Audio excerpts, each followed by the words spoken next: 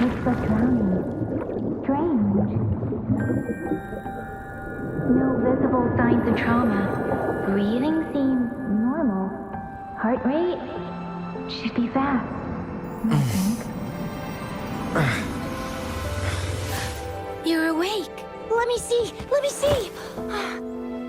Thank goodness you're awake, or I'll have to try my last-ditch move.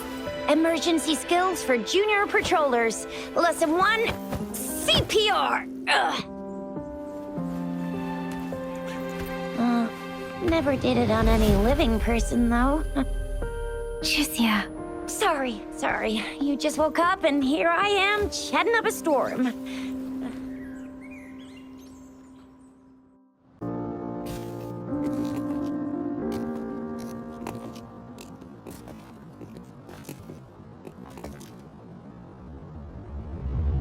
What? You need something? I refuse to tolerate the foolish striving of those insatiable slugs. Since it's difficult for our research to deal with a man like him, I'd rather handle it personally and swiftly. And you are? Mr. Mortefi, please pardon our intrusion. We are friends of 𝐵𝐻𝐻, and we're here to look for her. I see. I hope I didn't cause any offense earlier. Not at all. It was us who bothered you. 𝐵𝐻𝐻 should be in the data analysis room. I'll go tell her you're here. Thank you, sir.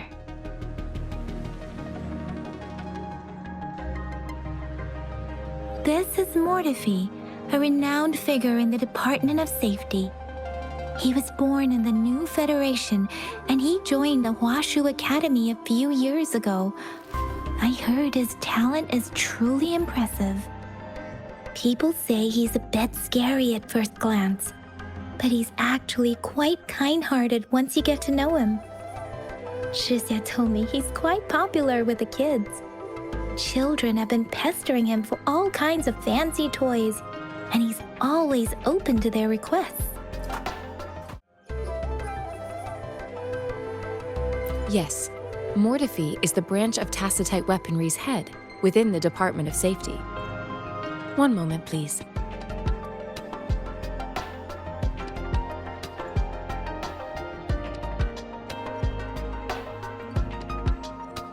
Give me the items to be tested. Anything else you need me to know, you can let me know now. You may retrieve your items in 20 minutes, and the analysis report will be ready 5 minutes after that. Take a right, and you'll find me in the testing room.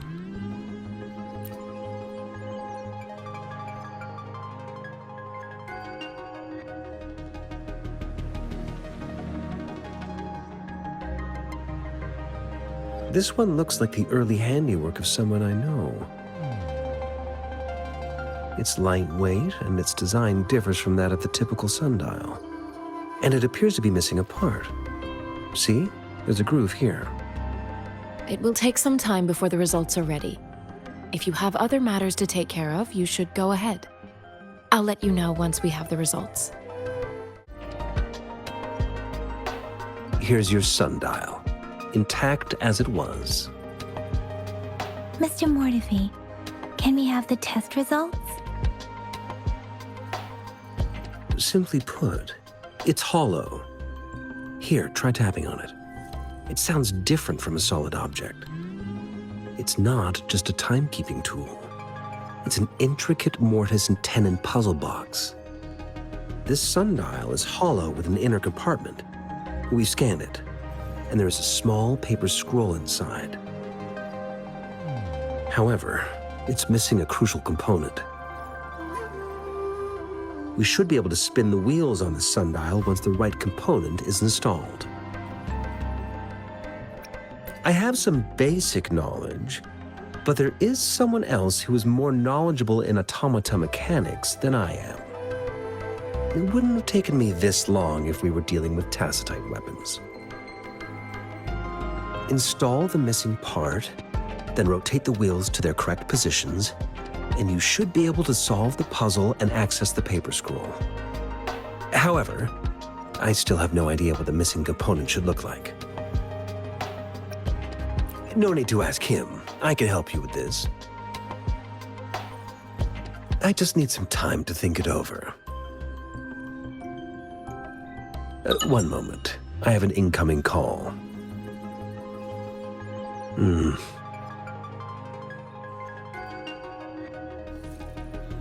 What is it?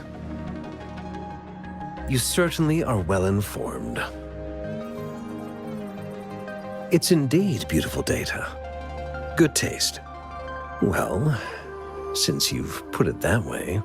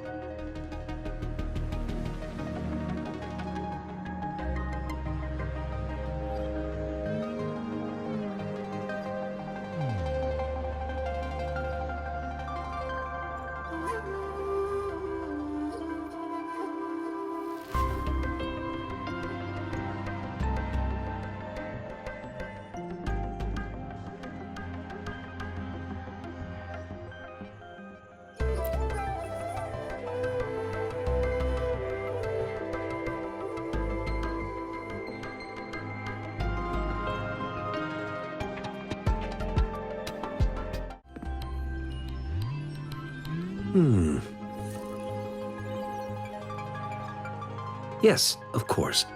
I've already noticed all that you mentioned. Indeed, you just pointed out a blind spot in my thinking. Your workshop?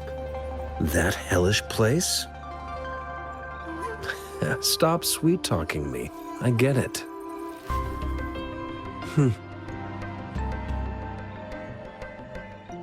Sorry for keeping you waiting. Let's get back to the sundial. It's a mortise and tenon-based puzzle box. The missing component in the middle needs to fulfill two entirely different structural requirements at the same time. Considering its entire structure, this component needs an automatic buckle that goes down on top of an embedded pointer. I'll draw up a design for you.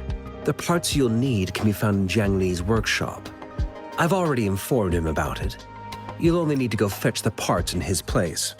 He keeps a box full of them. Mr. Mortefi? Is that the person you were talking to earlier? Mr. Xiangli Yao, I think? Yes. It doesn't take me much effort to figure out this little sundial here. But I do admit talking with Xiangli made it easier. He's the expert in automata mechanics I mentioned earlier. The only principal investigator we currently have.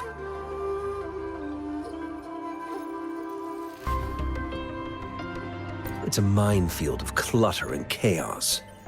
A murky swamp within the Academy walls, as vile and perilous as some primeval forest before the lament. Any civilized human would find it impossible to stand. The missing pointer has been installed, and now the sundial should be complete. So, the discs are rotatable now. Yes. Align the correct markers with the pointer we just installed, and then you should be able to open it.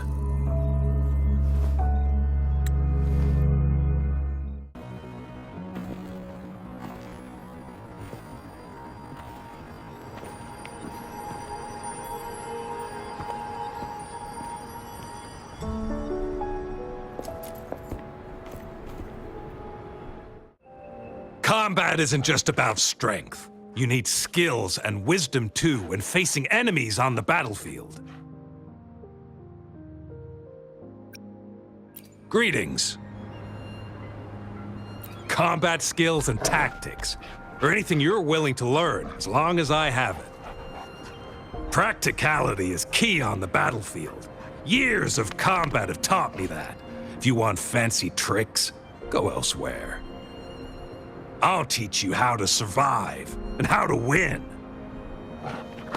Absolutely, but let me be clear. I am not condoning cowardice. I will give my life for Huang Long anytime, but I've also witnessed too many pointless deaths. I do not want to see our new recruits make the same mistakes. My purpose is to teach you how to avoid them and give you a better chance at life. Do not rush blindly into battle like those before you. You deserve more than that. Combat skills and tactics, or anything you're willing to learn, as long as I have it.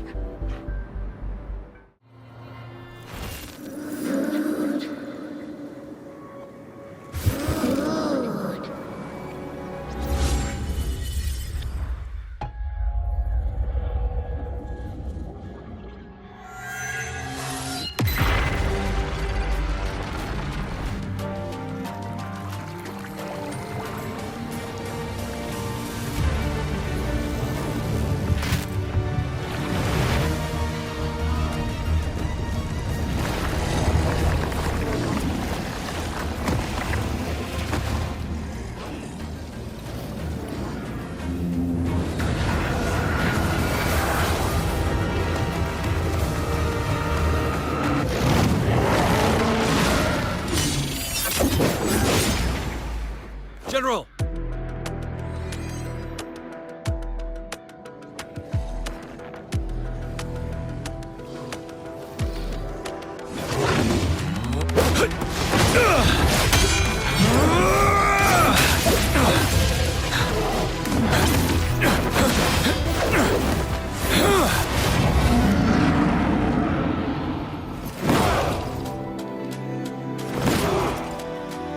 Follow the Qinglong to war!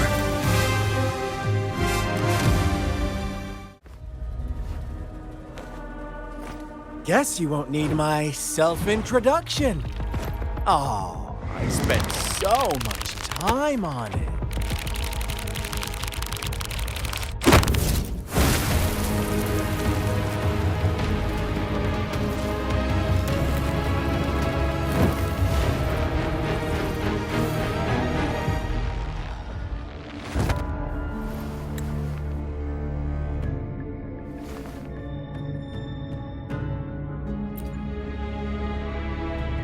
If you need to hear it from me, then yes, I am Scar. Cruel and twisted maniac.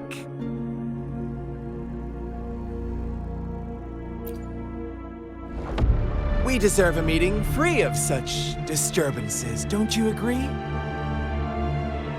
The girl, she's gonna sway your judgment. Don't worry, I don't plan to make you hate me just yet. She is safe now. Well, let's just enjoy our time together for the moment. Forget about that irrelevant person, will you? I have a lot to share with you. To begin with, I heard you've lost your memories. So, it's true. That makes sense, given how fragile you were when you woke up, or I would have questioned the authenticity of those rumors.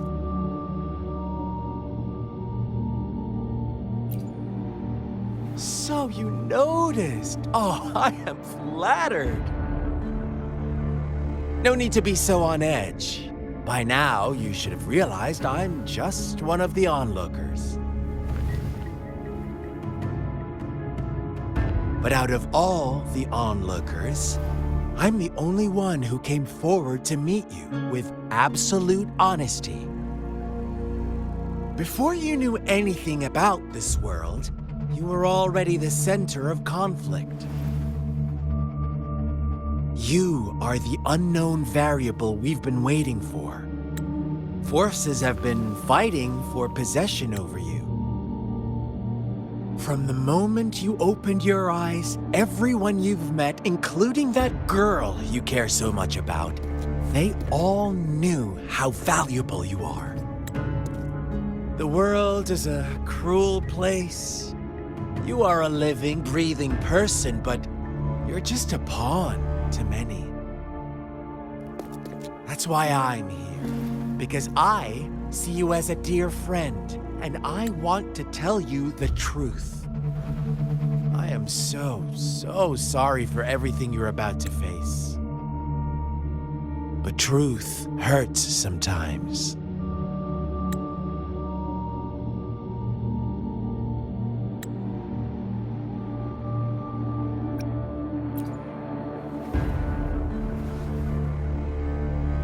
You could say I'm looking forward to your choice. My goal is simple. I just want to deepen our mutual understanding, nothing more. Come on. Observe the surroundings a little more and tell me what you see. As you learn more about this world, your true desires will surface, and our little game will become even more entertaining. And before that, I don't want anyone to disturb my precious alone time with you. That's all.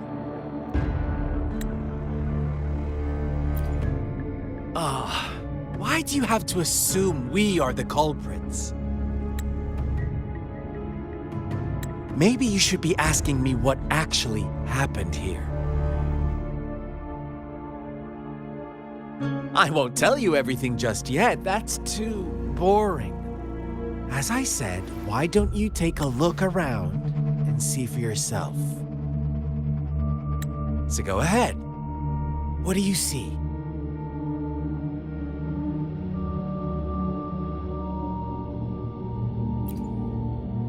Bravo! Didn't think you'd catch on to that. Now, what is the conclusion you've drawn?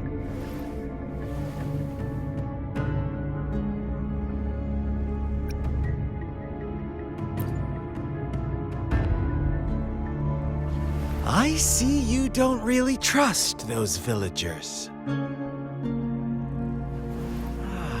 So they were right about you. You are indeed quite exceptional. I like it. Your keen observation, precise judgment, and accurate understanding of human nature. Let me give you a couple more tips. The truth is far more complicated than you think. First, who are the players in our tale? An innocent girl, a revered leader, and a flock of simple villagers. Next, what makes up our main plot? False devotion, fleeting kindness, collective deceit, senseless killings, and the one vulnerable soul pushed onto a path of destruction by the masses. Now, Rover, the story is yours to spin. I'm eager to hear your version after you've learned more.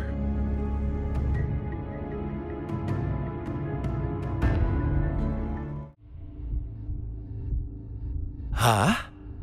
What is it? Are you back for some chit-chat? I see. So, you want to cheat, huh? A clever move, unbound by convention. I like it.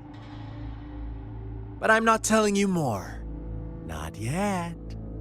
Wouldn't want our first conversation to become a boring exchange of words, just parroting each other's lines. You don't want to disappoint me so soon, Rover. Our story begins here. Once upon a time, in a peaceful village, lived a flock of carefree lambs. In the day, they toiled for food, and when evening fell, they sought refuge from the looming threat of wolves. Fables, stories told and retold through the ages. The ancient art of conveying hidden truths through fiction. But they always draw from real life, don't they? The same story gets told by many, and each person brings their own spin, their own focus. Whatever you learn from it is just one of countless different interpretations. Like us now, caught in a carefully crafted plotline, a scheme I had no hand in. This village marks the beginning of my story with Jinzhou. So that magistrate led you here to meet me. Such a clever move on her part.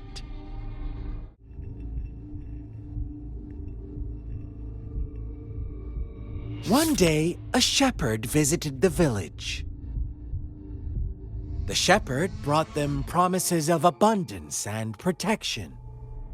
The lambs, drawn in by his words, soon lived in comfort and security. Nope, quite the opposite. The shepherd's arrival is only the beginning.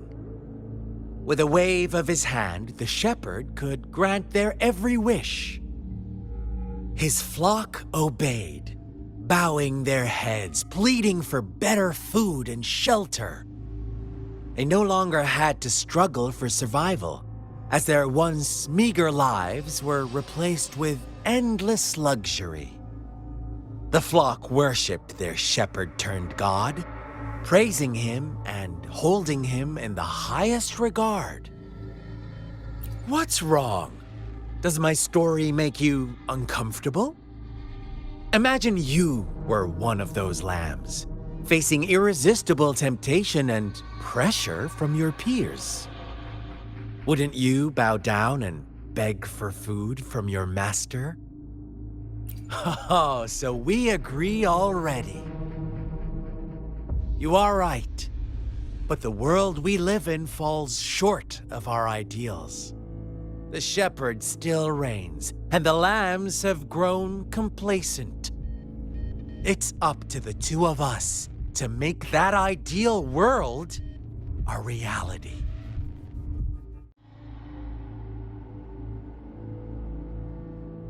The lambs reveled in endless bonfire parties, celebrating their new god every night, except the one little black lamb.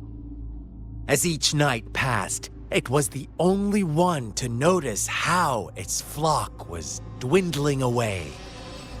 Rover, do you think someone would give you what you want without taking anything from you?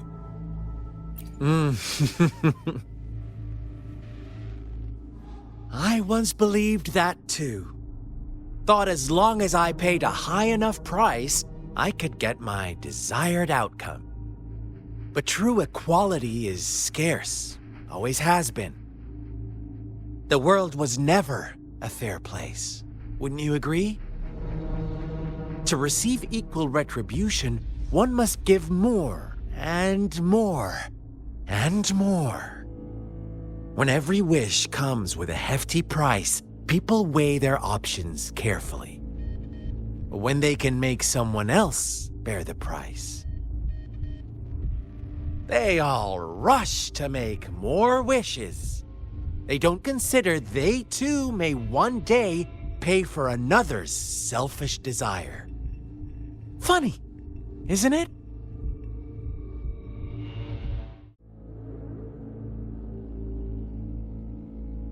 Later, the shepherd openly blamed the black lamb for the flock's decline. On the next day, the white lambs welcomed the rising sun as usual, but the black lamb was nowhere to be found. The shepherd introduced an unspoken rule to this village, one that our black lamb violated by telling the truth. Suddenly, the once doting god stopped fulfilling wishes because no more sacrifices were being made.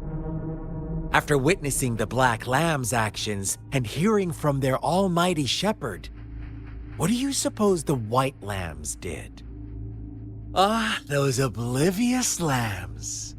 Little did they know the most fearsome demon was right under their noses. Well done. You didn't let any details slip. Now, I wonder, what is your takeaway from this story? Answer me and I'll reveal the truth of what happened. Who was the real culprit behind the diminishing number of lambs? Indeed, the direct culprit was the shepherd. He held all the power, fulfilling wishes at a price. The lambs knew the risks, yet succumbed to temptation. Unfortunately, in the face of such temptation, they disregarded all the hidden risks, as disaster had yet to befall them. If they were given another chance, I believe they would still choose the same path. Inevitably, they accepted their fate and paid the price when their time came. Now, my second question. What price did the lambs pay for their wishes? Of course, as always, life was the most valuable thing they had to offer. Here's my final question. What happened to the black lamb? Don't rush, Rover. Take your time. What is the truth you've uncovered?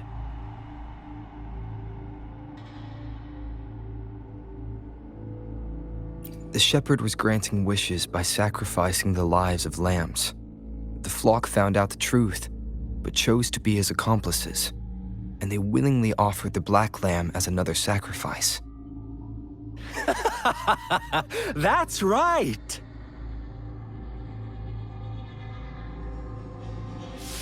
Little lambs cowered and huddled in their village, terrified of the relentless wolf packs.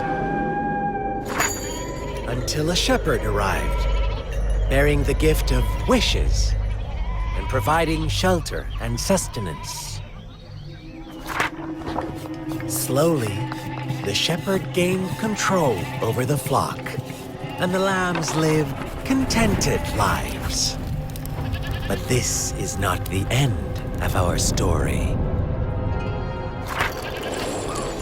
The shepherd found the solitary black lamb in his flock and offered to grant any wish it desired. In exchange, he wanted one of its companions as a sacrifice. The black lamb refused, and it was shunned by its flock, left without shelter or sustenance. After the black lamb's exile, more lambs continued to vanish. The shepherd then blamed the black lamb for breaking the rules and withheld his wish-granting power as punishment.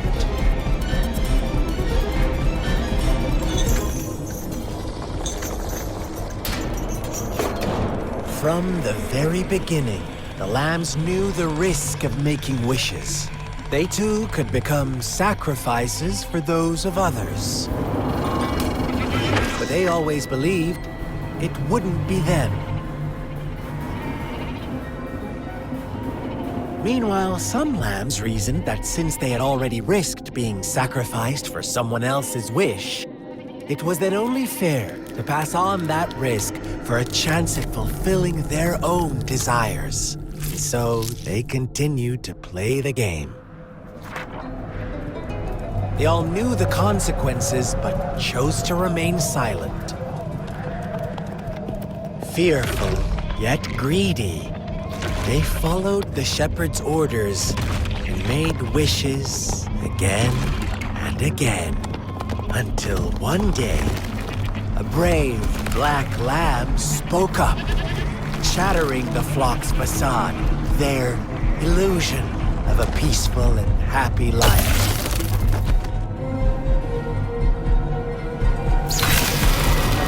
Black lamb got in their way, and that of the shepherd's greedy pursuit, sparking hatred in their hearts.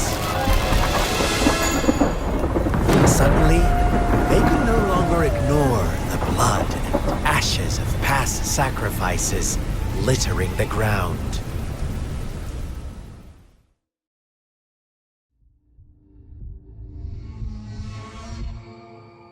How do you like my story, Rover? What really happened here? I suppose you already have it figured out?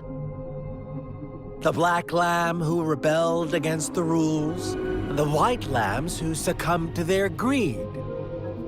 The innocent maiden sacrificed, and the villagers who turned on each other in a ruthless frenzy. They had it coming. All the shepherd had to do was execute the rebel. That's how he kept the flock in check and maintained the status quo. Fun answer, but no, not even close.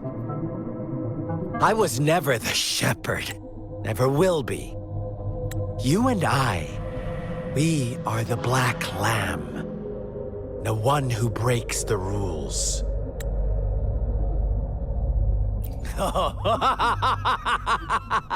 Interesting, Rover. I'm liking you more and more. Well then, let's see if this black lamb is going to end up like you say.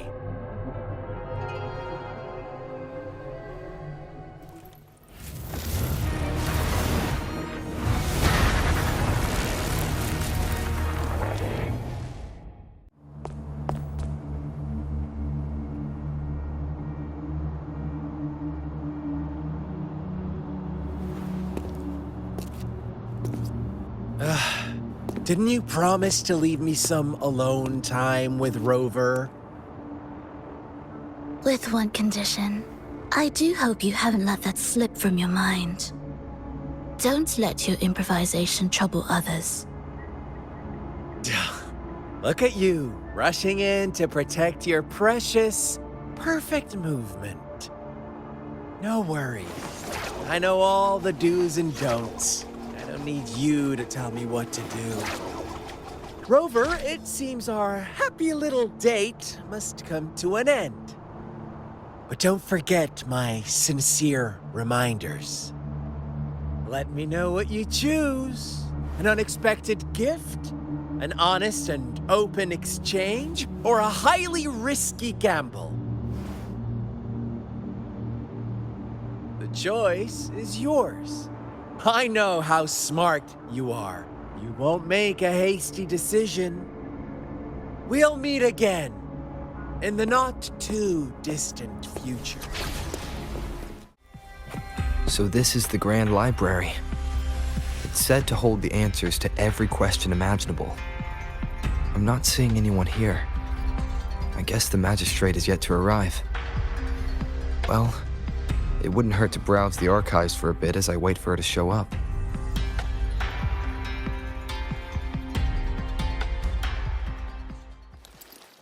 Thank you for leading the way, Rover. What a magnificent place to set foot in. Extensive, exhaustive. Oh, how I want to carve the place inside out and blow it all to shreds. Thought you'd seem a bit more surprised. I wonder why.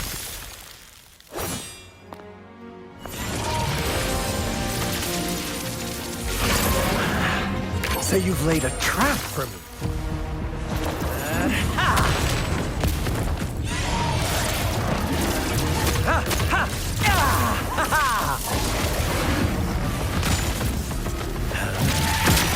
Interesting. Do you really think you can trap me here? You will not escape. What a shame I can't stay and play with you a bit longer. Till we meet again, dear friends. You're not going anywhere.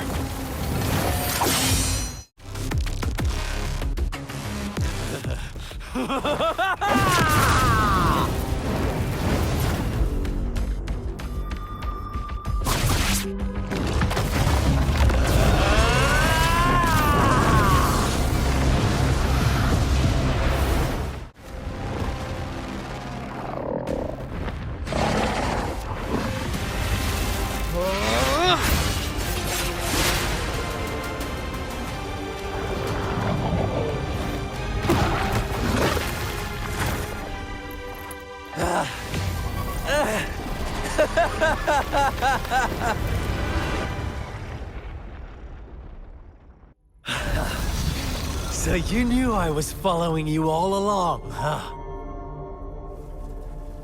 My Elysium only breaks under coordinated attacks from both sides.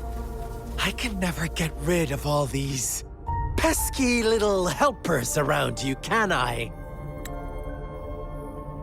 So you've joined hands against me with Miss Magistrate here. It does hurt my feelings, you know? Are you all right, Rover?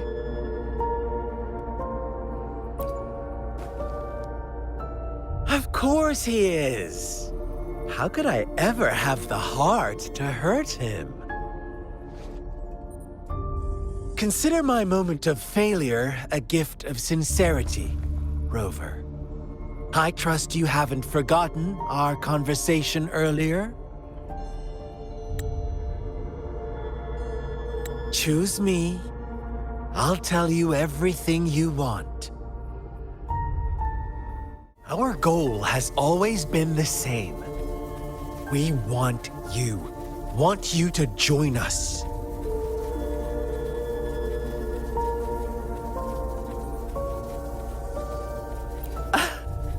Forces battle over you, causing all this strife. And yet you remain unaware of your own worth. Are you really that naive? Or are you just dense? Whatever. Our interest in you is not affected by such trivial matters. We're merely adding a touch of extra fuel to the fire that will soon consume all. Rover, care for a wager? I know you've been searching for answers about your past, and I've got news for you.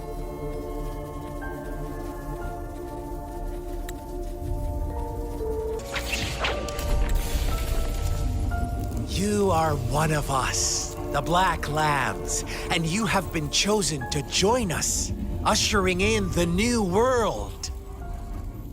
Once you discover what you really are, you will come to us with no hesitation. The Fraxidus awaits your arrival with open arms, and I look forward to that day in sincere anticipation.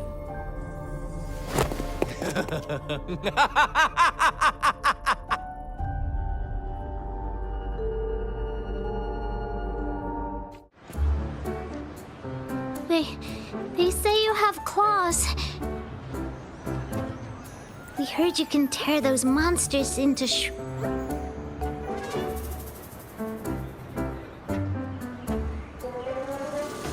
Want to take a look? Yes, please! Okay then, here you go.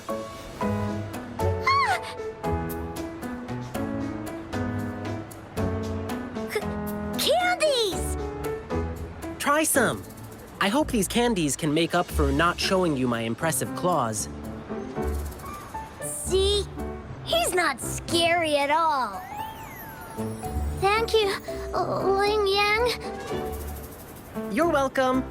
Do come by to see our lion dance show tomorrow. I will.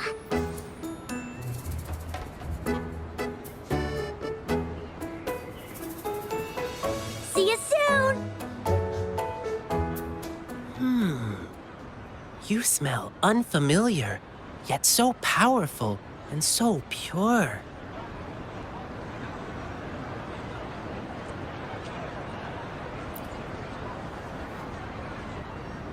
You must be that famous Rover. Hiya, I've heard a lot about you, and now I finally get to meet you in person. You can call me Lingyang.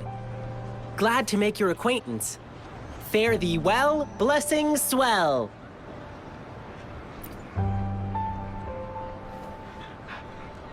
You really are different from everyone else. So we've shaken hands. Now we're good friends. Our troupe is doing a big lion dancing show tomorrow evening, and I'm now doing some advertising.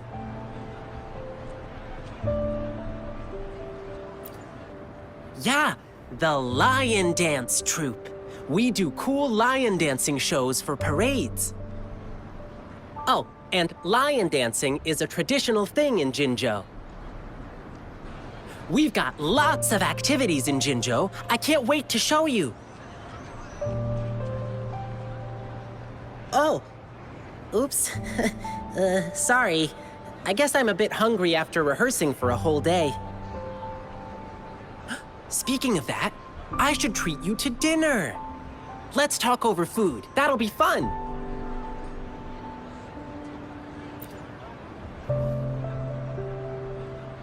Well, actually, yes, it is.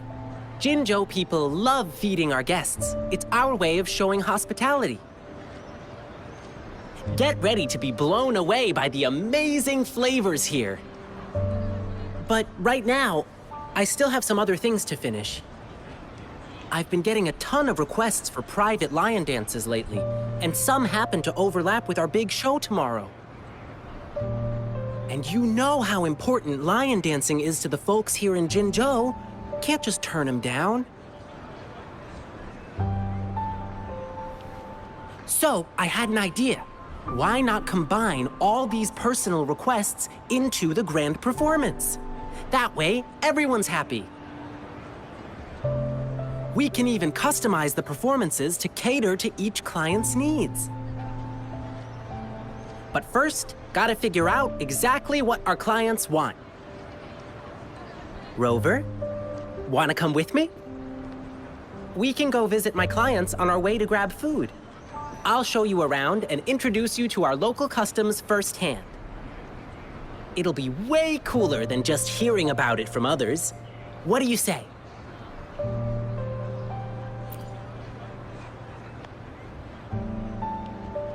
Great! Let's go!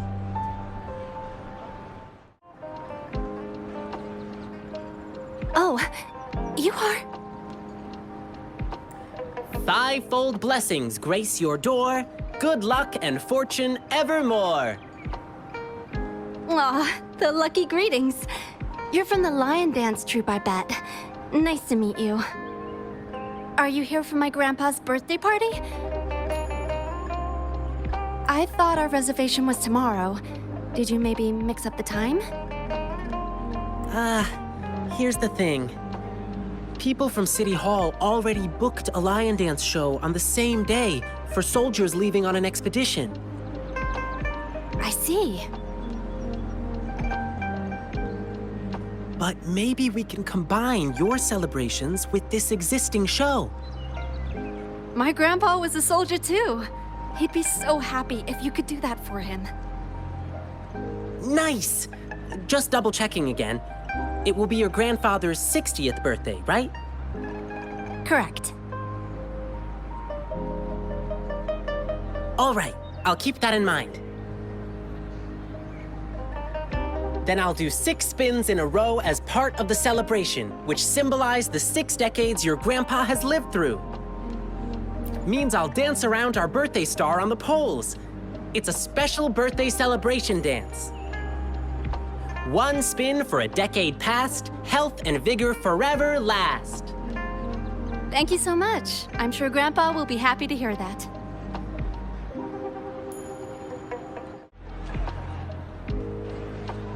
Blissful union, endless delight. Love eternal in thee a light. Oh my! Look who's here! Come here, Lingyang. We're getting the wedding candies ready. Here's one for you. And this one here. Thank you for the candies. Actually, I'm here for that lion dance request you made. City Hall already booked a show for soldiers on the same day, so... Really? So you won't be able to perform for us? We're both born and raised in Huanglong. So we've been super looking forward to the lion dance officiant ceremony during our wedding. It's an interactive wedding ceremony. The bride and groom stand on either side of the lion dance performer. When the lion head opens its mouth, they put their hands inside and it bites down. It's called settlement. It symbolizes an unbreakable bond. I know this wedding means everything to you, and I don't want you to have any regrets. Your love is rock solid, and I can see that. The lion dance officiant ceremony would just be the cherry on top of your unbreakable bond. How about you two exchanging tokens when the lion head reaches the top during tomorrow's performance? It'll be a lively atmosphere with drums, gongs, and firecrackers bursting in celebration. Even though it's not exactly the thing you wanted, isn't it still a unique way to exchange vows in front of your loved ones? And it symbolizes, to the world's end, your hearts aligned. To the sky's edge, your fates entwined. Oh, that's so sweet. My partner's a soldier in training, headed to defend our borders soon. The lion dance show for departing soldiers must mean a lot to him. Zhang, what do you say? Sure. I'm happy to go along with whatever you want. Okay. We'll need some more time to think it through. No problem. I'll wait to hear from you. Here we are. This is the place. Hey, mister. Lion peppers on the beam. May your profits always stream. Oh, hi. Isn't that the Lingyang boy? What brought you here? My lion dance request? I heard you were getting a ton of requests. I hope you can still fit mine in. Look, I got the lion pepper and everything. Just waiting for you to put on the lion head and chow down at my store opening. Sir, there's something I need to tell you. Yeah, I heard. My thing conflicts with the performance you're doing for the soldiers, right? Will you have to cancel? Exactly. So I was thinking we could incorporate some lion pepper elements into the show to make up for it. Nah, no need to worry about my little shop, boyo. Just focus on your big performance. Oh, and you must be... Looks like Lingyang has made a new friend. Here, try this while you're here. A new snack I just came up with.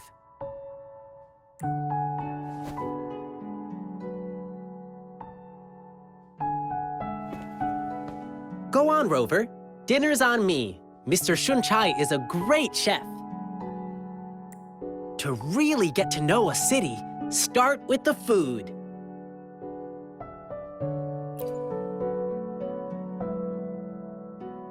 Yum, yum! Hey, sir, can we share this snack with the audience during our evening show? No snacks, no show. Let me do something for you. Anything to help you attract more customers. Oh my, that'll be my great honor. But... What's the matter? Have you heard?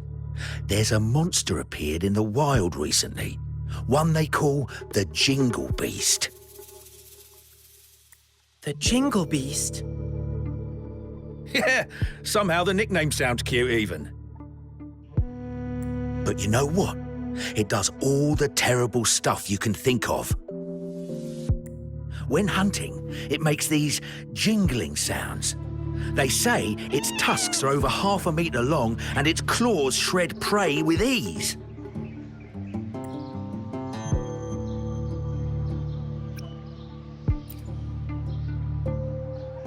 No, that's not true. The Jingle Beast doesn't look like that.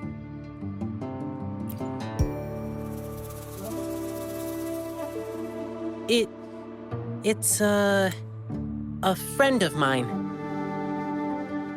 Wow!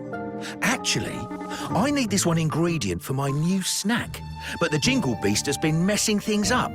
Can't find good meat anywhere right now. Do you have any other ways to Well, there's only one place left to get it, and it's run by this exile group called the Savages. Apparently, they're in cahoots with the Jingle Beast, and that's how they still have meat for sale. But it's crazy expensive. 5 times the usual price. It's insane. I'm just a small shop. How am I supposed to afford that? So, I can't make a lot of these snacks for you to hand out yet.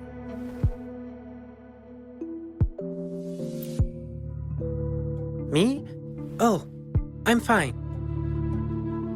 It suddenly struck me that there was another request to deal with. It should be right next to the tea house, not far away. Now, if you'll excuse me, I must go. Sorry, Rover. I'll be back soon.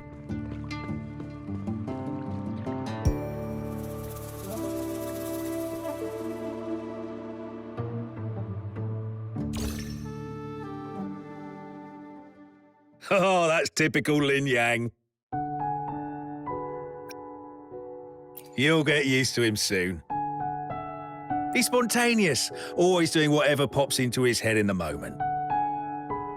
He just loves helping people. You'll often see him sprinting around the alleys, lending a hand wherever needed. He's quick and strong, nothing seems to faze him. He's been such a blessing to us. We do feel bad when he injures himself accidentally, though. He brushes it off and tells us not to fret, but even though he says not to worry, we still do. Rover, can you go check on him? Whatever you order at my place will be on the house. Thank you. The tea house Lingyang mentioned is in the residential area, just past the square. Keep walking and you'll find it. Sorry, but I'm not the one you're looking for. I never made any lion dancing requests. Rover, what brought you here? It's not a big deal, really. Thanks for coming to check on me. I received a strange request from the Bei family. It didn't mention any specific requirements. Could it be your parents? No, it can't be. Now, if there's nothing else, please excuse me. Please, one moment. 𝐵𝐵, do you have an older brother? How did you know? The client who called me had a mature male voice. And since he said he's from the Bei family, there's only one other possibility. 𝐵𝐵, has something happened to you?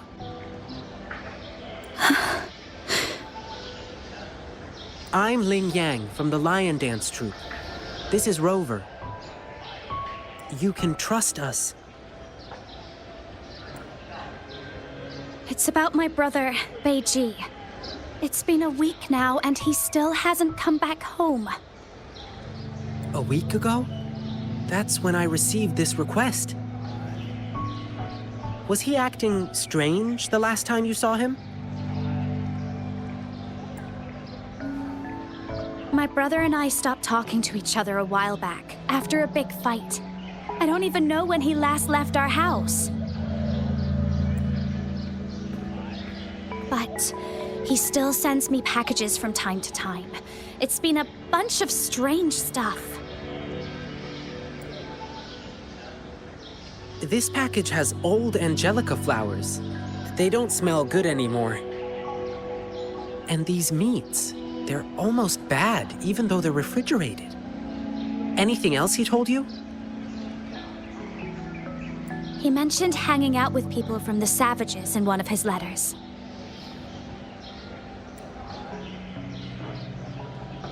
I didn't tell anyone because I was worried my brother would get in trouble if I reported it to the police.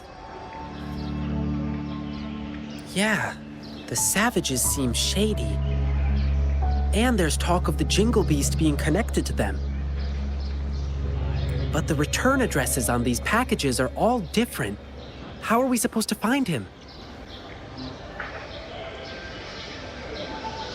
I see. Rover, you're so clever. 𝐵𝐵𝐺, leave it to me. I'll help you find your brother. Can I go with you? I get it, 𝐵𝐵𝐺. You really want to find your brother. But it's dangerous out there with the TD outbreaks happening more frequently. I can't guarantee your safety if we run into a spreading tacet field. I can handle it. I used to be a member of the Pioneer Association, too. Us pioneers never back down from a challenge. But If you insist. Okay, but we'll need to ask Rover about it. He's a strong resonator. With him, we'll be safer on our journey. To be honest, I don't want to drag my friend into this. But this is an emergency, and 𝐵𝐵𝐺 wants to tag along, so I'm asking a favor of you. Rover, I know it's a big ask. But please, please help me.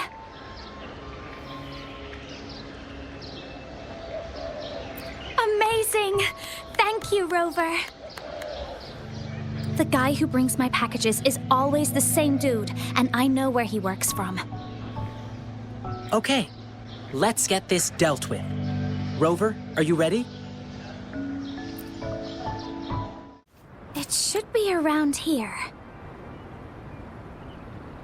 Wait, there's someone calling for help.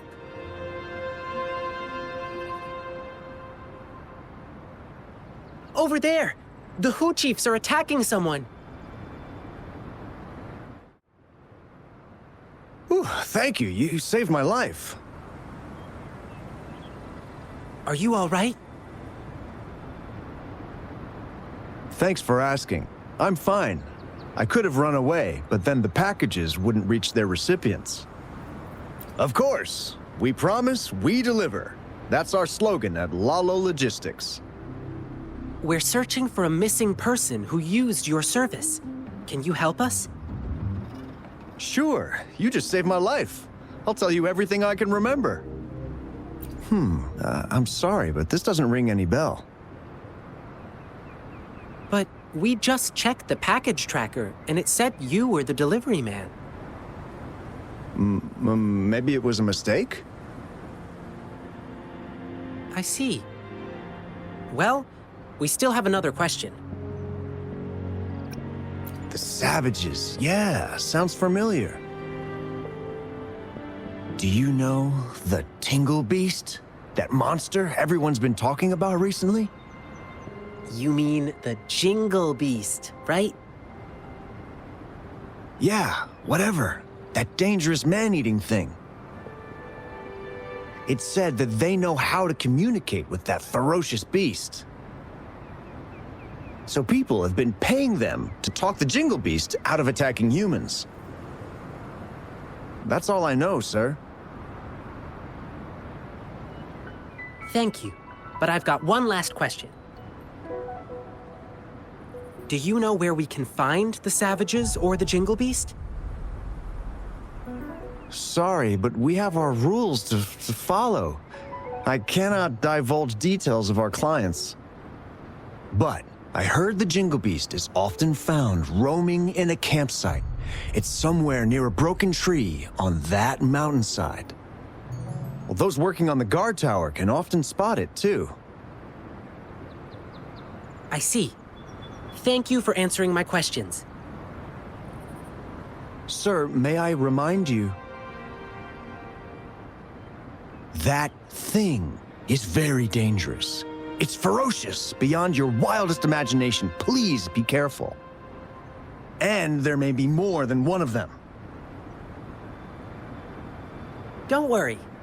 If there really was a second 𝐵𝐺𝐵𝐵𝐵st, well, I'll have to see it for myself.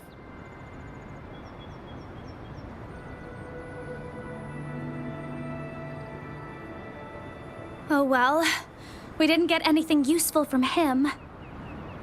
Yeah, at least now we know the savages and the 𝐵𝐺𝐵𝐵𝐵st are definitely connected. Besides, did you see his expression? He seemed frightened. I bet he was hiding something from us out of fear. Well, at least we still got some clues from him, like where we can find the 𝐵𝐺𝐵𝐵𝐵st. But there are so many campsites in the wild. How can we pinpoint its exact location with a couple of words from him? Follow me. Let's keep our eyes open for anything unusual. Campsite near a broken tree and visible from the guard tower. I think I know where it is. That's the place. Let's look around and stay alert. From the size of this campsite, it doesn't look like they can hold a big gathering here. The broken tree, it should be somewhere up ahead. Let's keep walking.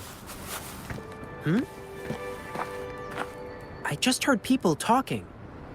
It's coming from above that slope. How did it go? You're so smart, boss. That 𝐵𝐺𝐵𝐵𝐵𝐵st rumor really did the trick.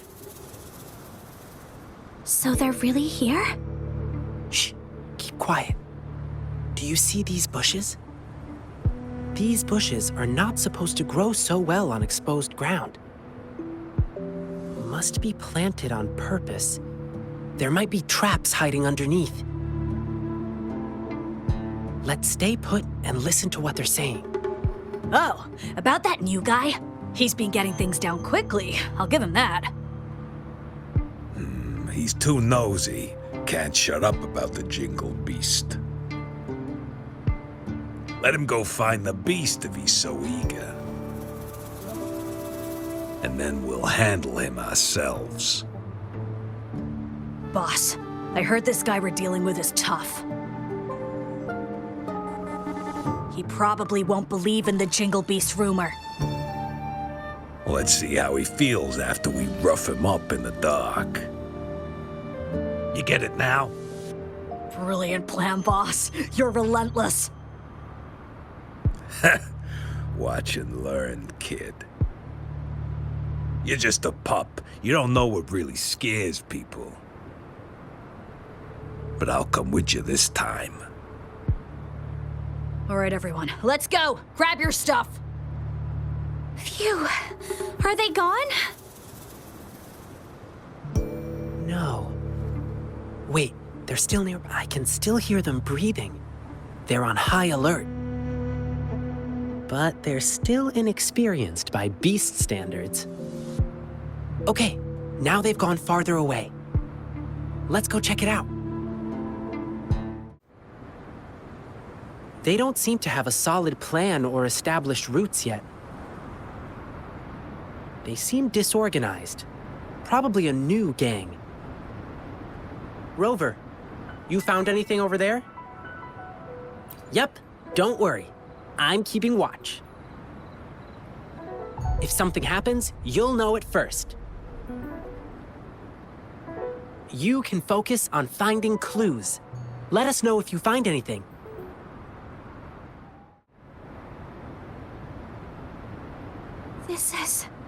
This is my brother's device. How could this be? Is my brother really working for those bad guys? 𝐵𝐵𝐵𝐵𝐵, what kind of person is he? He's shy and careful, but not sneaky. He may be timid, but he really loves me. 𝐵𝐵𝐵𝐵, sometimes we can't trust what we hear or see. We have to use our hearts and logic to uncover the real truth. It's not always obvious. Thank you. I see. Rover, you found anything else? It's just the tusk of an adult saber boar. It's indeed larger than usual, but they might be using this to make people believe the 𝐵𝐺𝐺𝐵𝐵 is real. They're not just spreading rumors. They are also selling spoiled meat. Ugh, it pisses me off too. The top priority now is to find clues about 𝐵𝐺𝐺𝐵's whereabouts. Now we have another problem. We have to keep tabs on the savages to see what they're planning. According to what we just heard, their next victim is about to show up. Sounds good. The savages are super alert, but I know the wilderness better than them. I can track them down. She'll be safer with you by her side. If anything happens, I'll call you. Thank you, Rover. You take care of yourself, too.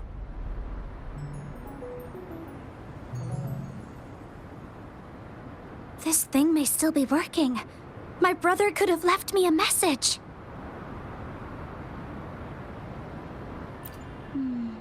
Ah, there is a message! Sorry, 𝐵𝐺𝐺𝐵. I stood between you and your dreams. Perhaps you were right. Your brother is just a selfish coward. I don't dream of your forgiveness.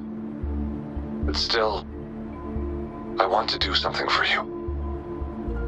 Farewell, 𝐵𝐺𝐺𝐵. I'll kill the 𝐺𝐺𝐵𝐵 for you.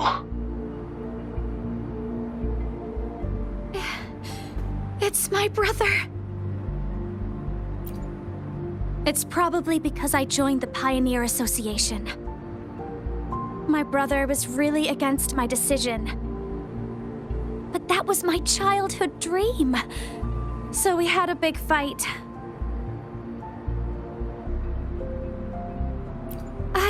I don't know. He never told me anything about it.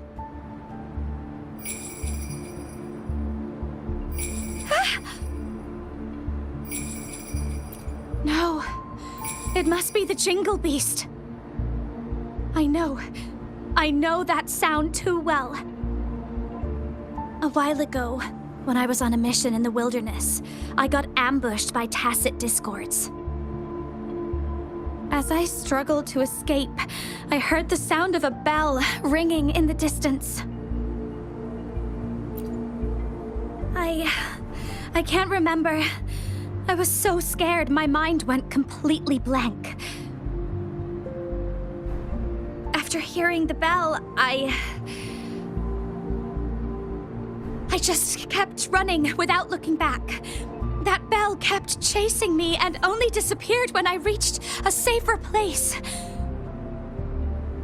If I hadn't made it, perhaps I would have been eaten by the 𝐺𝐺𝐵𝐵. So yes, this must be the 𝐺𝐺𝐵𝐵 again.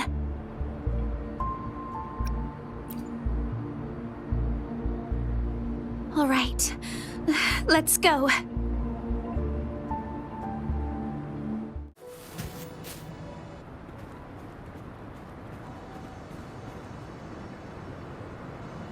Rover! Wow, it's only been minutes since I sent you the signal. Didn't expect you to arrive so soon.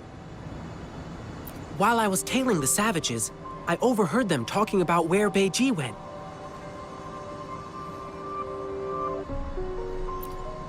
A loud bell ringing? I think I heard something like that, but...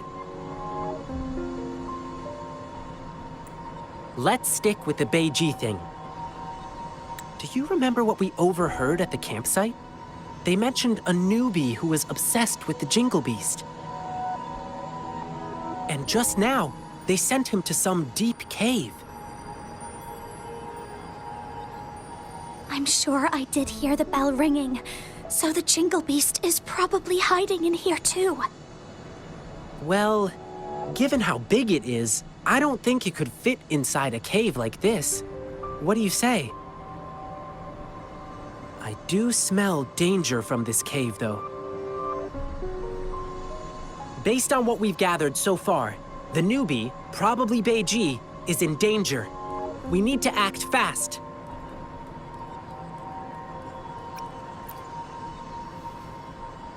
Rover, I've always known how strong you are. I probably shouldn't be asking you for more help, but 𝐵𝐺 is in danger, the situation's looking dire, and we need your aid. Could you please help us rescue him? Your help would mean everything to me.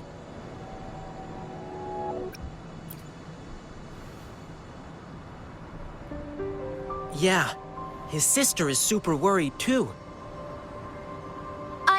I'm going with you. My brother's in there. I want to find him as soon as possible. 𝐵𝐵, I understand how much you want to find your brother. But it's really dark inside, and we've got no idea what could be hiding in there. We'll be stretched thin just watching each other's backs. Besides, I have a more important thing for you to do. I need you to go back to the city as fast as you can, let patrollers know what happened today, and request their help. But I don't want to run away from danger anymore.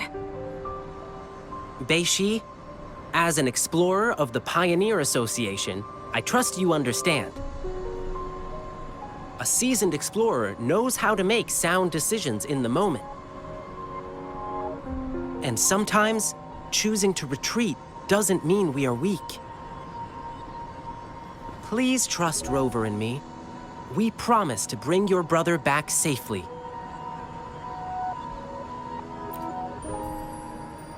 Yes, I will. Please help him. And please stay safe, you two. No worries. We'll bring him back. This place, it's full of different smells. Plants, beasts, tacit discords, and humans. I'm pretty good at pathfinding.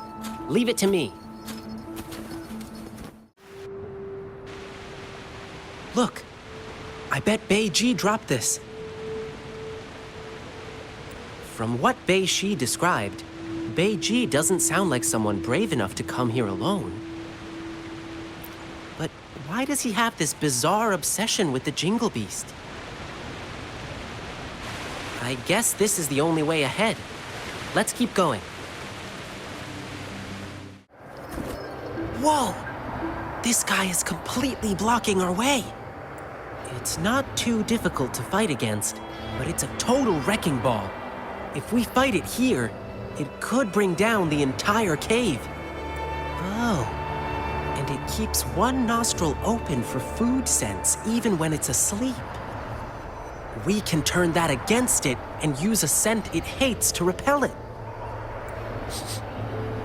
Yep, that's the Noctament. Let's put it by the spearback and see what happens. The scent is coming from below.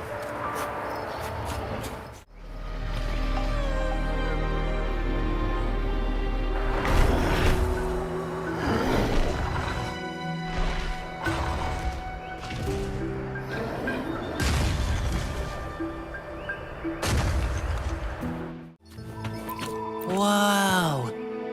I didn't expect the inside of this cave to look like this. This is so beautiful. This plant only grows in dark places, and I haven't seen it in a long time. I miss it a little. Let's keep moving.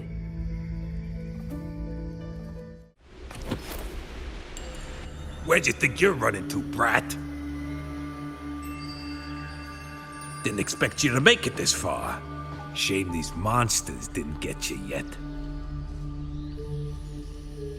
Oh well, at least we'll get to claim your sorry corpse later. I'm not afraid of you.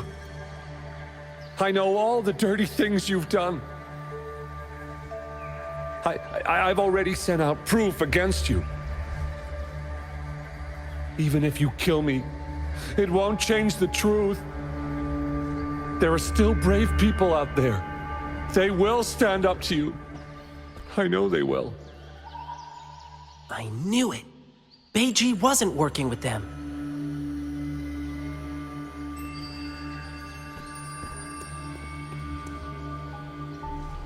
Oh, our prey is finally here.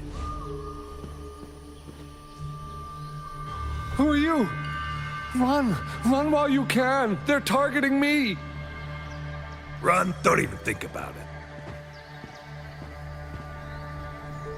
You think you were smooth? We saw you spying and creeping up on us. We just played dumb to lure you in. And now we gotcha. Time to pay for your sneaky ways. Boss, you're the best. Surrender now, and you may die in one piece. Why would you choose to live like a beast when you could be a human? If you call yourselves beasts, then you should know. Every beast has its own hunting game. Sometimes, a beast pretends to be weak, to give their prey a false sense of security. Make them assume they're the hunters. What? I haven't been this angry in a while.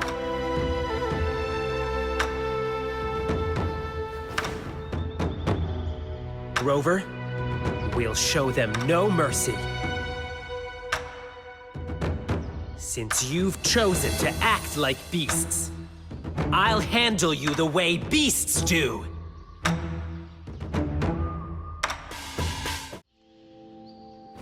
Crap. Oh no, boss. I heard once his tail starts wagging real fast. He's unstoppable in battle. So what? But his tail's wagging like crazy now. I haven't revealed my true strength yet.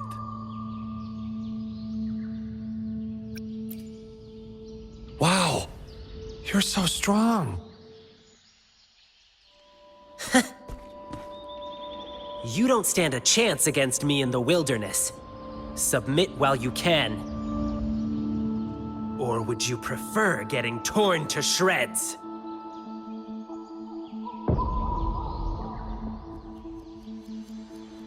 You startled those things awake. Boss, what do we do now? Well, We're fighting them? we're running, of course. What? Wait, boss!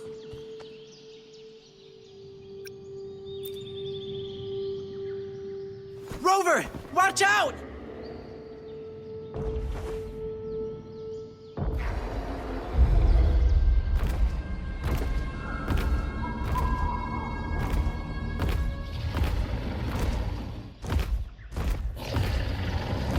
Don't you dare lay a claw on him!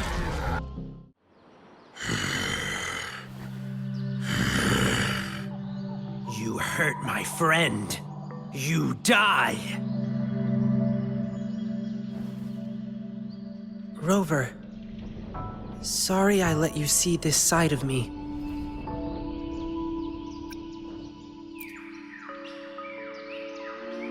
Thank you. That would be great.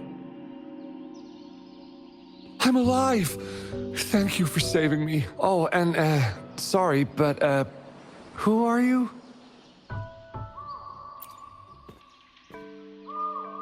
My sister? 𝐵𝐺? She's been worried about me. Is she doing okay?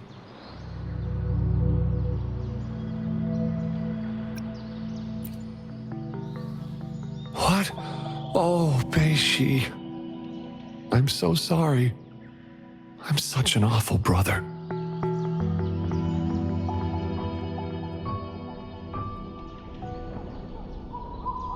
I didn't expect she would. I'm sorry. Sorry I made you worry too.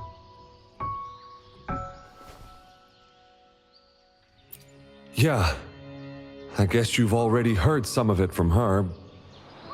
Our parents were both members of the Pioneer Association. They were famous explorers until we lost them to an accident. We've been struggling to survive since then. I did many part-time jobs to make ends meet, trying to take care of my sister. But 𝐵𝐴𝐵𝐵, she said she wanted to join the Pioneer Association and fulfill our parents' unfinished ambitions. She's the last family I have. I was really scared I'd lose her too. I tried to ban her from joining the Pioneer Association. We got into a huge fight. We haven't really talked to each other ever since. But to be honest, when she was accepted to join the association, I was really happy for her. Unlike me, she is brave, positive, and always willing to try new things.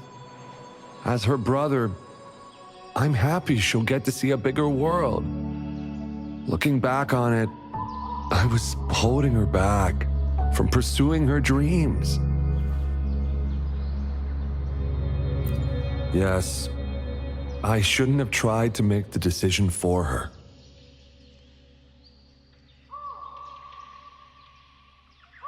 It's too dangerous here. Let's get out first. Your sister's been worried about you. Lingyang! Rover! Are you all right? 𝐵𝐴𝐵𝐵. 𝐵𝐴𝐵𝐵! 𝐵𝐴𝐵𝐵, I'm so sorry I made you worry. Though seeing your reunion is truly touching, I still gotta say, this isn't the right place for conversation. Let's head back to the city first.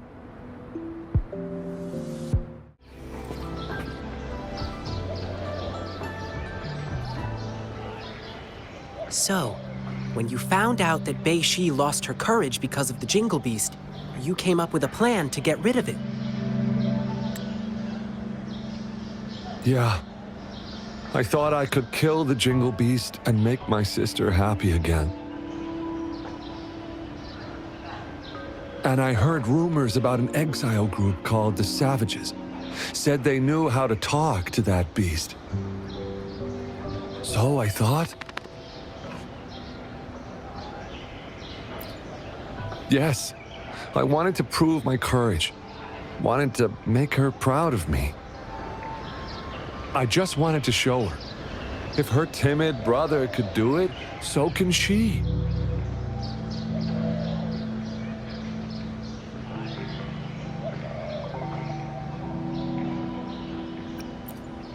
Yes, you're right.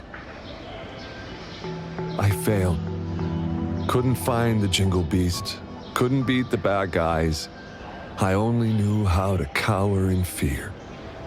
That's all I could do. I'm just an incompetent coward. I've always been. No, that's not true. At least you didn't choose to work with those bad guys. Succumbing to desire and killing their own kind, these are the deeds of beasts. It's a uniquely human trait to go against their natural instincts, even sacrificing themselves for someone else or for a greater cause. It only takes a moment for a human to descend into beastliness.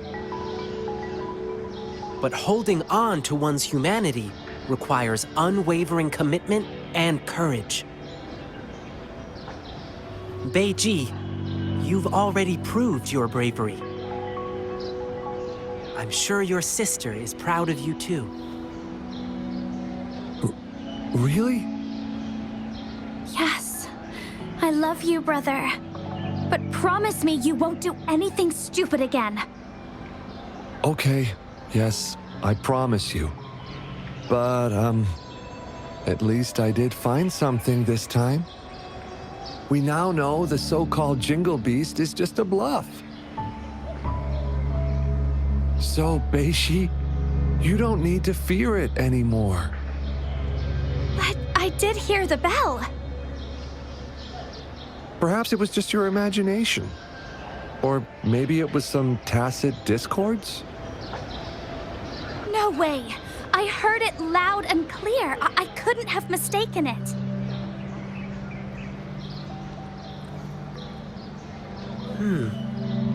I guess we still need to help 𝐵𝐵𝐺𝐸 get over the Jingle Beast.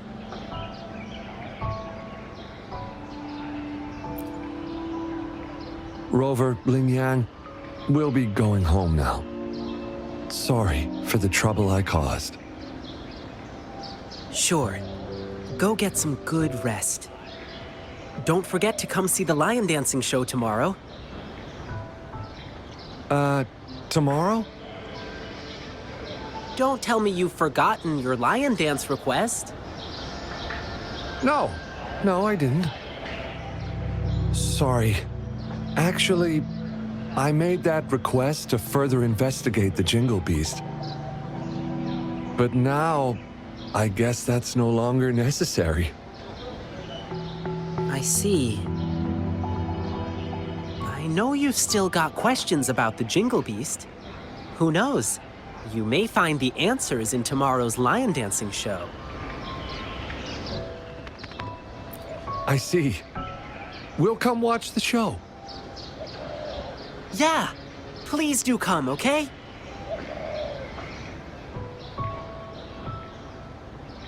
Rover, I know you still have a lot of questions to ask. And there are things I'd like to discuss with you. Please, follow me.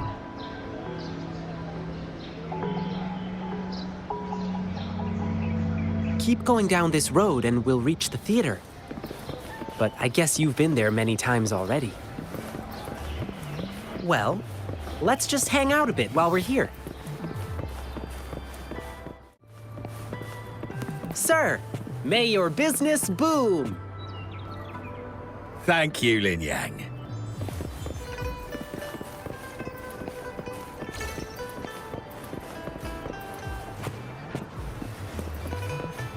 After our adventure in the wilderness, the hustle and bustle brings a comforting sense of prosperity. I must do what I can to keep it thriving. Have a happy wedding, Miss Linling. Thank you, Lingyang.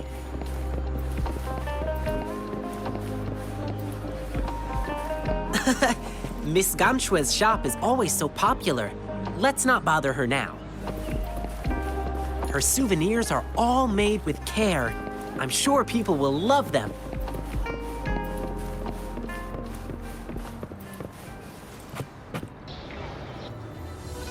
Phew! And now we're back. Lingyang, you're finally here.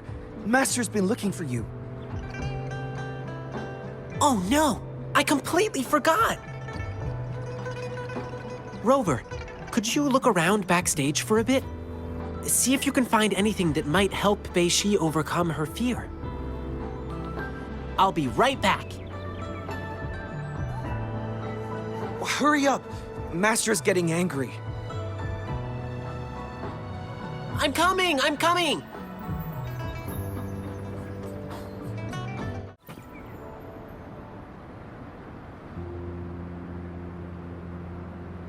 Hey, Rover, I'm back.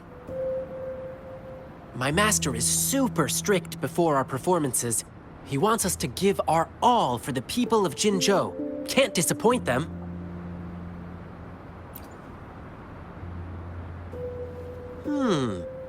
Let's begin with the history of this tradition. Lion dance shows started as a way to cheer up returning soldiers and boost their morale before battles. It evolved over time into a way to boost soldiers' spirits before battle, symbolizing courage and the hope for victory. Later on, it transformed into the festive performance we see today.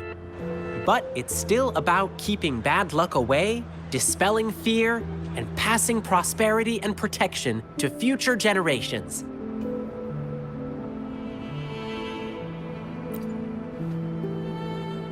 𝐵𝐴 got hit pretty hard during the attack, and she probably blanked out for a bit.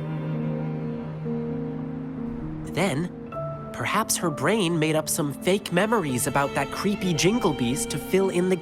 𝐵𝐴 wanted to kill the Jingle Beast to help his sister. Indeed, getting rid of the thing she fears could work. But that won't solve the real issue. Like we heard on our way here, the scary beast comes with many different names. We can defeat the Jingle Beast now, but another Twinkle Beast could appear later.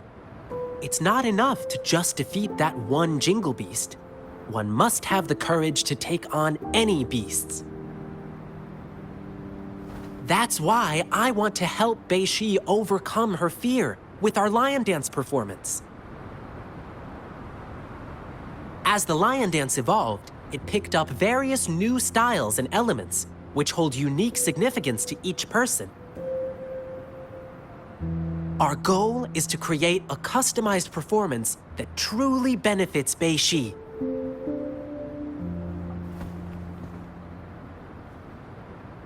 Okay, gotta go prep now. See you at tomorrow's lion dance show. Hi, Rover, there you are. It's been quite a while since I last saw a grand lion dance show like this.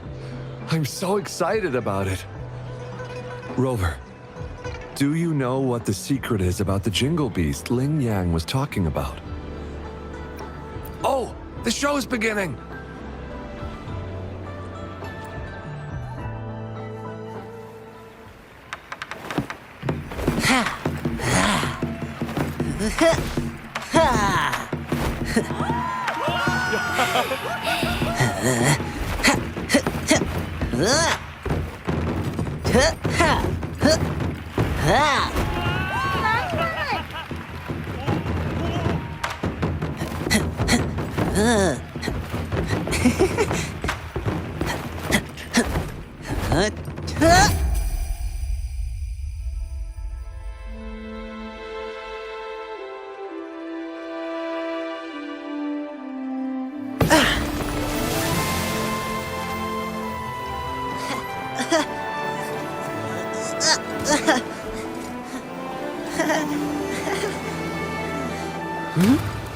Someone's calling for help.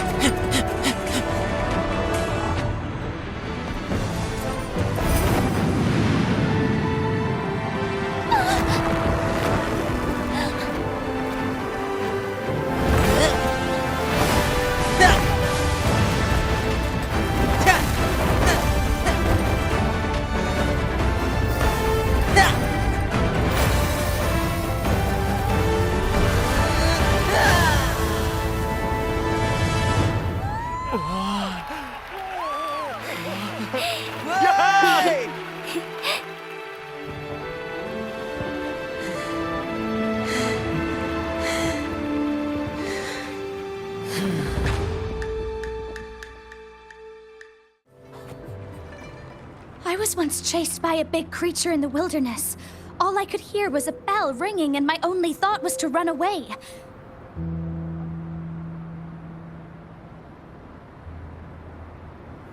Then I heard about the Jingle Beast, so I figured it must have been what attacked me. But when I saw you perform today, it all came back to me. That's the same bell-ringing sound I had heard back then. So, I must have been saved by that bell. The bell that sounded like it was chasing after me. It was actually guiding me away from danger.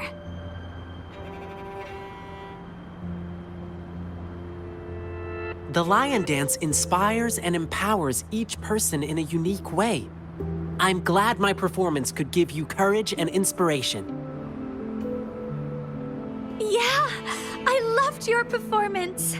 I think I can keep working as an explorer for the Pioneer Association now. 𝐵𝐴𝐵𝐵, that's amazing! When you joined the association, I was actually so proud. I'm happy you get to keep chasing your dreams. And, please forgive me. I am upset because you never told me anything. You always carried the burden alone. You didn't even tell me you were gonna go kill the Jingle Beast. Don't you ever do something like that again. I promise. Let me treat you to something as my sincere apology. I know a nice food stall. It's right up ahead in the square. You should check it out. Awesome. 𝐵𝐴𝐵𝐵, let's go.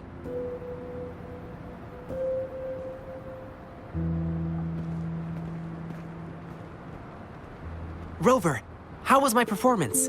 Did you like it?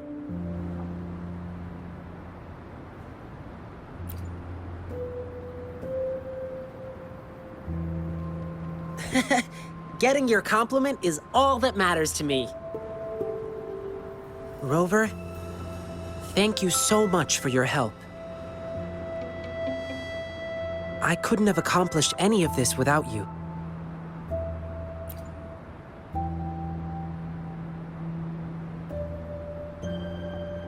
Yeah, sure. Let's talk somewhere more private.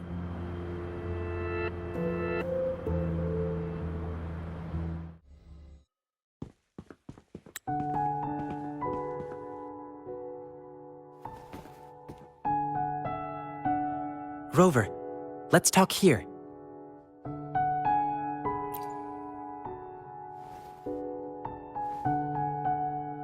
Where should I begin? Rover, have you ever thought about this? Since there are humans with resonance abilities, then could there ever be beasts with the same kind of power?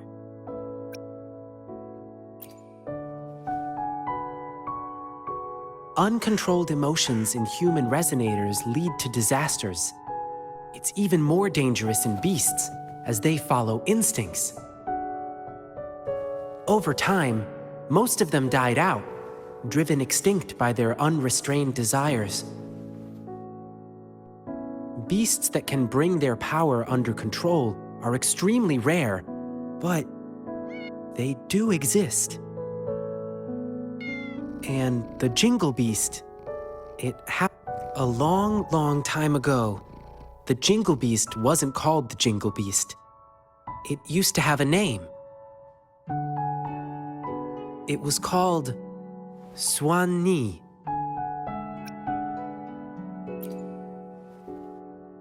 Back then, the 𝐵𝐴𝐵𝐵s lived a tranquil life in deep forests. However, when the Tacet Fields expanded rapidly, their territories were not spared. Some of them had to encroach upon certain human territories for a chance to survive. Humans suffered greatly against the 𝐵𝐴𝐵𝐵s, with their terrifying appearance, powerful resonance abilities, and wild animal instincts. And that's why the 𝐵𝐴𝐵𝐵s were deemed evil.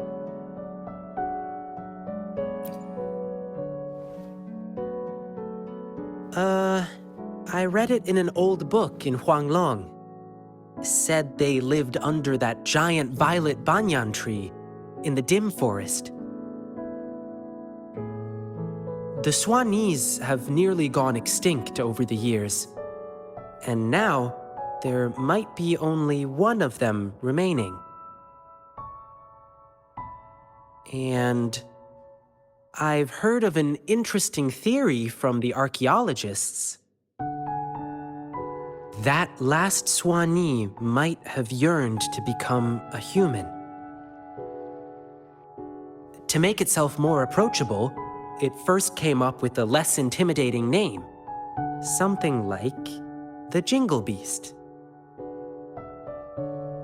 And then, it yanked off all its fur, filed down its claws, twisted its bones, and learned to stand upright.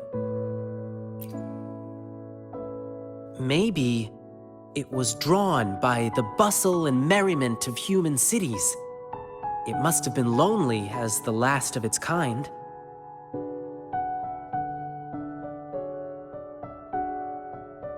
Maybe it was moved by human bravery against the lament and wanted to offer help.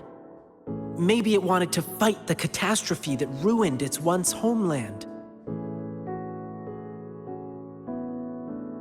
Or maybe it simply couldn't resist human foods.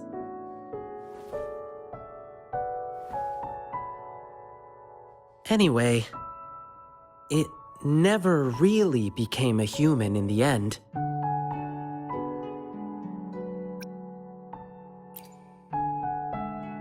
If it truly wanted to become human, it had to first understand the essence of what makes a human. If you ask me, the essence would be the heart of a human. Therefore, the Jingle Beast no longer rejected its appearance and began to, in its animal form, connect with humans to assist them.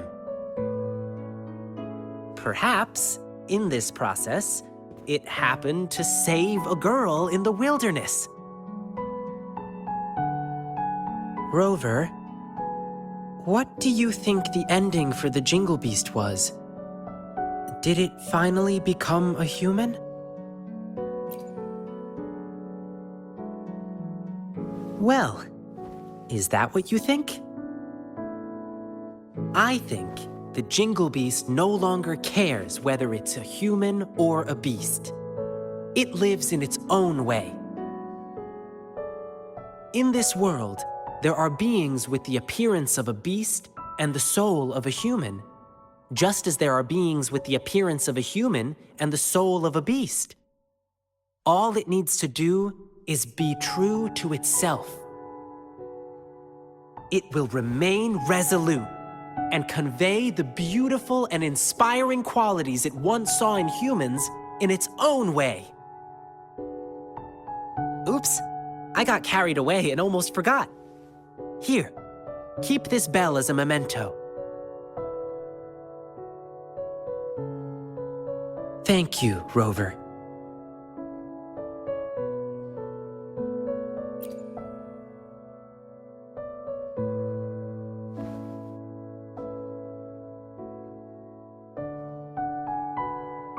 Lingyang, come here. Coming! Rover, I must go get the props ready for the next show. Come watch my performance again next time. Food's on me. Please keep this bell. It should bring you good luck. Fare thee well, blessings swell.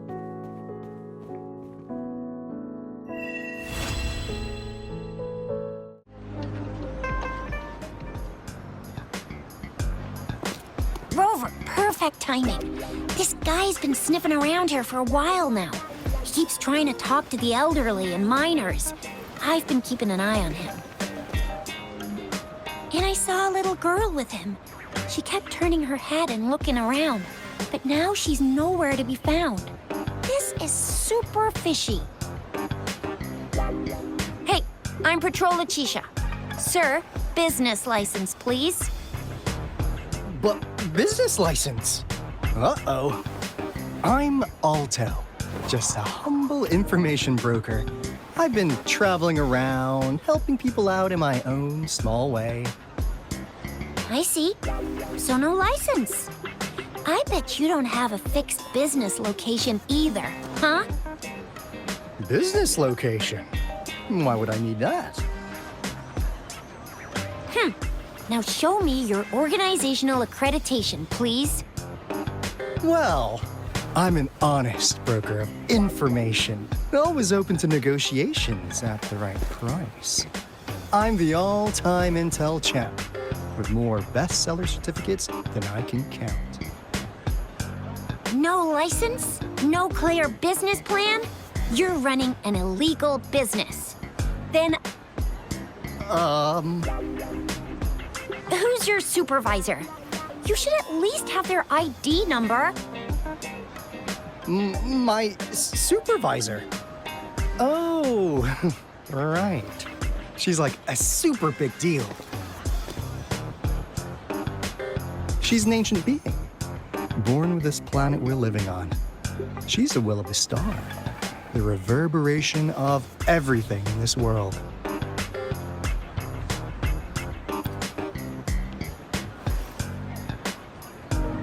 So do you even have a supervisor or not? What? Come on! I already told you about her. Why won't you believe me? Yeah, I believe you. I know what's going on. Now, sir, you're coming with me to the patroller station. Oh, come on, please. I didn't do anything illegal. I was just looking for someone. A little girl. About this tall. She's the kind to stand out in any crowd. You really think I'm gonna buy that? Ah, you know, you saw her earlier. It's that girl. Yeah, exactly. Wait, how do you know?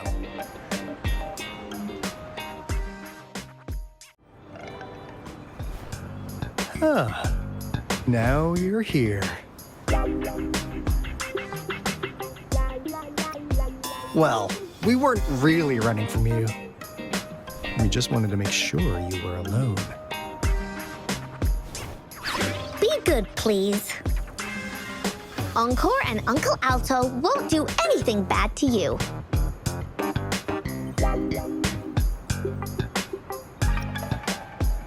That's enough, Encore. You're freaking our precious clients out. Encore just did as Aalto said. Encore is usually a good girl. Don't be scared, Rover. We just have a few questions for you.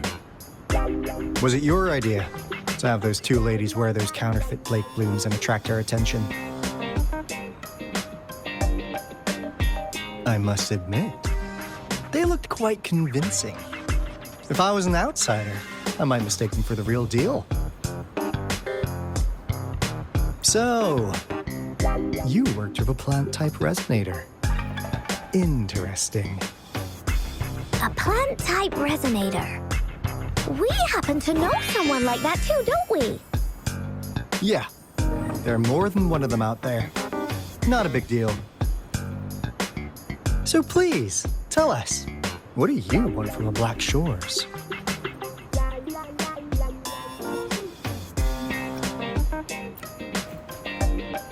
Oh, really? So that lead about you is right indeed.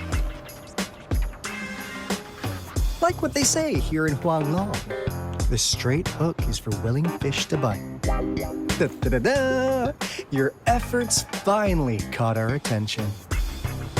Surprise! The people you've been looking for are right in front of you. Now, how's that for a piece of intel?